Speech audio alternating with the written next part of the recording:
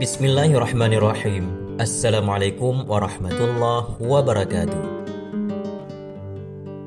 Kisah karamah Syekh Muhammad Hariri, wali Allah yang hidup tanpa jantung. Salah satu wali Allah Subhanahu wa taala yang cukup terkenal adalah Syekh Muhammad Hariri. Wali Allah yang satu ini memiliki berbagai karamah semasa hidupnya.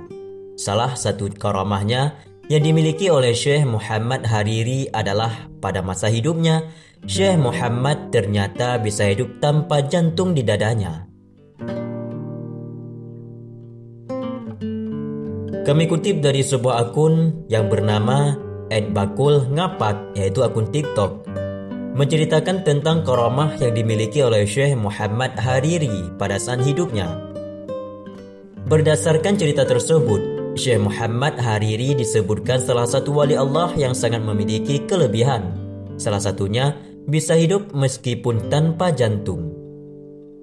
Suatu ketika Syekh Muhammad Hariri didiagnosis oleh dokter salah satu rumah sakit dengan melalui X-ray atau Röntgen. Sang dokter dibuat terkejut saat melihat hasil Röntgen dada tersebut. Sang dokter lalu bertanya kepada Syekh Muhammad Hariri, apakah dirinya manusia ataupun bukan? Mendapat pertanyaan tersebut, Syekh malah balik bertanya kepada sang dokter. Sambil menggelengkan kepalanya, sang dokter lalu berkata kepada Syekh, kenapa dirimu bisa hidup meskipun tanpa jantung dalam tubuhmu? Di mana jantungmu? Tanya dokter tersebut kepada Syekh. Usai mendapat pertanyaan dari sang dokter, Syekh Muhammad Hariri lalu menjawab bahwa jantungnya sudah dititipkannya kepada kekasihnya di Madinah, yaitu Sayyidina Muhammad sallallahu alaihi wasallam. Jawab Syekh Hariri. Untuk diketahui, Syekh Muhammad Hariri adalah orang yang sangat mahabbah, yaitu orang yang sangat cinta kepada Rasulullah sallallahu alaihi wasallam. Syekh Muhammad Hariri juga adalah orang yang sangat alim. Syekh sering mengenakan pakaian berwarna hijau. Syekh juga mampu melihat Rasulullah SAW baik lewat mimpi maupun secara nyata.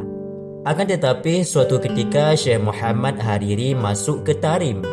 Syekh Muhammad ternyata tidak bisa melihat Rasulullah SAW. Dan ketika Syekh Muhammad Hariri keluar dari Tarim pulang ke asalnya, Syekh Muhammad Hariri melihat Rasulullah SAW melalui mimpinya. Lalu Syekh bertanya kepada Rasulullah, kenapa dirinya tidak bisa melihatnya pada waktu di Tarim tadi? Rasulullah SAW lalu menjawab pertanyaan Syekh dari Muhammad Hariri tersebut, bahwa jika dirinya sudah sampai di Tarim, cukup melihatnya lewat Umar, yaitu Al-Habib Umar bin Hafiz.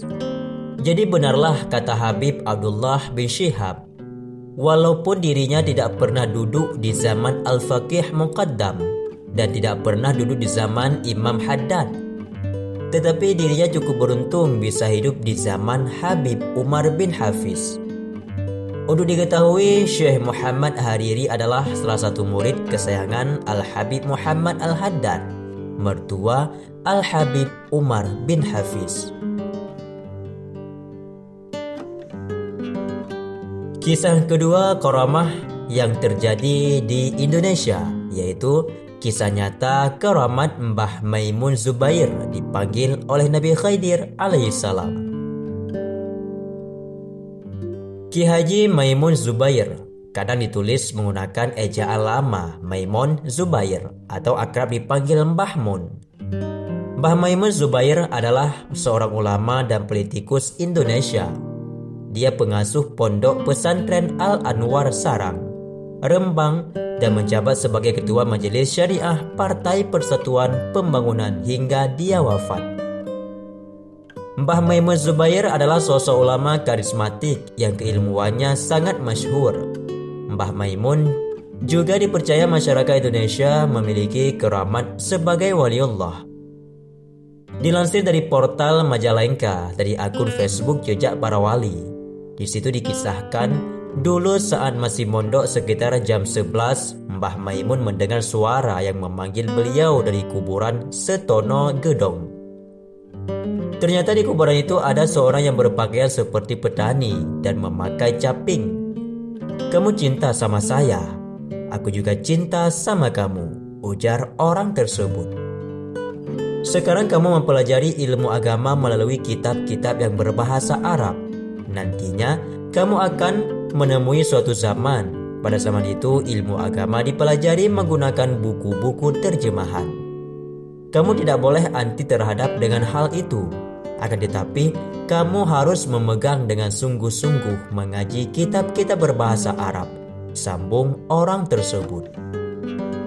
Setelah berpesan, orang itu kemudian berdoa sangat lama dan diamini oleh Mbah Maimun. Setelah berdoa, orang itu kemudian menghilang.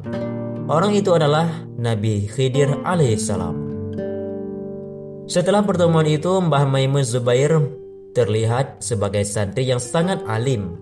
Akan tetapi beliau pernah berkata bahwa beliau sangat susah karena terlihat sangat alim setelah pertemuan itu.